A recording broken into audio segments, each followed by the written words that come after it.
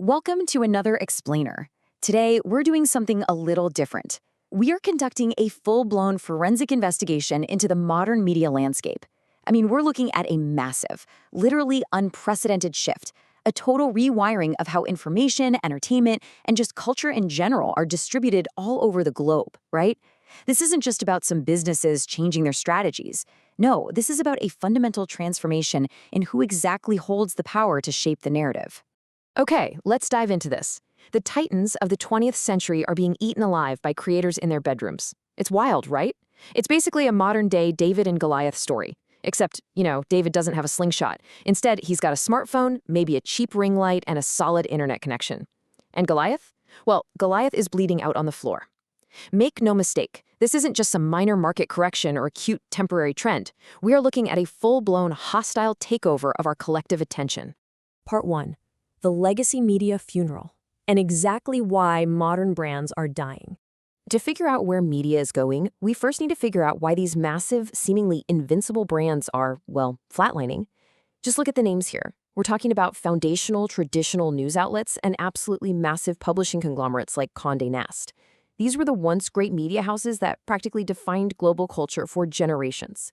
Impartially speaking, for decades, these institutions were considered totally untouchable. They literally held the exclusive keys to distribution. They owned the physical printing presses, the giant broadcast towers, and all the cultural cachet that came with the whole shebang.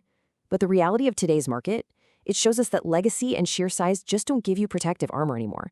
We've seen legendary magazines completely fold their print editions, and historic newsrooms slash their staffs in half. It proves the old moats have completely dried out. Part 2. Diagnosing institutional rot, or the cause of death. Let's get a bit clinical here. Now, what's really interesting about this slide is how it shows exactly how an untouchable giant actually falls. The official diagnosis? Institutional rot. Notice how we aren't blaming, say, a single bad quarter or just one poor management decision. No, this wasn't a sudden freak accident. Institutional rot points to deep, absolutely fundamental structural and strategic failures. It's a chronic, internal condition. The very things that made them so powerful in the 1900s, heavy editorial boards, massive corporate hierarchies, traditional advertising models, those became the exact weights that pulled them under. They were paralyzed by their own foundations, which totally prevented them from adapting to the sheer speed of the digital age. Let's systematically walk through the specific pathology of this demise. Step by step. Step 1. They simply ignored the shift in the attention economy. They basically assumed their legacy status would guarantee their audience would stay, even while all the data clearly showed eyes were moving elsewhere. Step 2. Because of that delayed reaction, they began to suffer intensely from that institutional rot we just talked about. The bureaucracy was just way too heavy to pivot. And finally, step 3. A complete failure to adapt digitally, which leads directly to structural and financial collapse. It's almost a textbook, methodical progression from total dominance to complete irrelevance. And this brilliantly illustrates the fatal flaw. It's the stark contrast between the old guard and the new blood.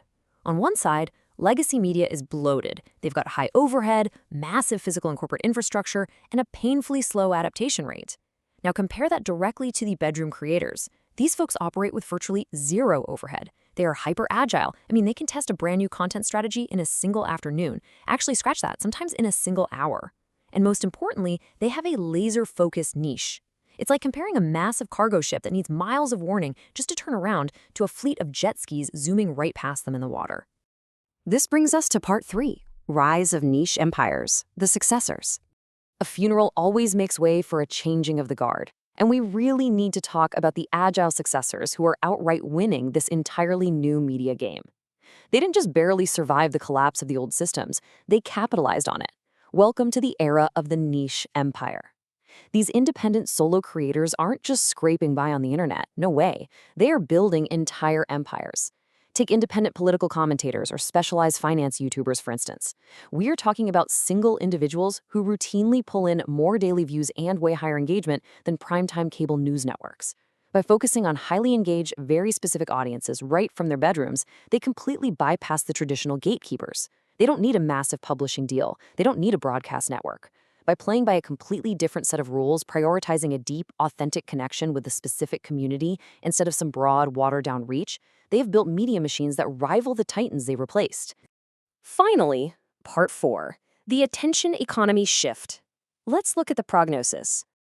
To wrap up this investigation, we have to look at the underlying market force that enabled this whole thing. This is the prognosis for the media landscape, and frankly, it dictates the content you see every single day. The attention economy has fundamentally moved on from legacy formats. It's just not coming back. Media consumption itself has been entirely rewired. Think about it for a second. Nobody is waiting around for the evening paper or a scheduled 6 o'clock broadcast to understand their world anymore, right? So the crucial point is that your thumbs, your swipes, and your clicks are what absolutely control this new market. You are the driving force. These bedroom creators succeeded because they aligned perfectly with how you and I actually consume information.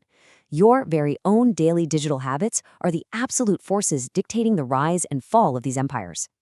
Which brings us to the final and undoubtedly most important thought of this entire explainer. If the titans have fallen and the bedroom creators have risen solely because of where we choose to look, then whose empire are you building with your attention today? Think about that the next time you pick up your phone. Thanks for joining me on this investigation, and keep exploring.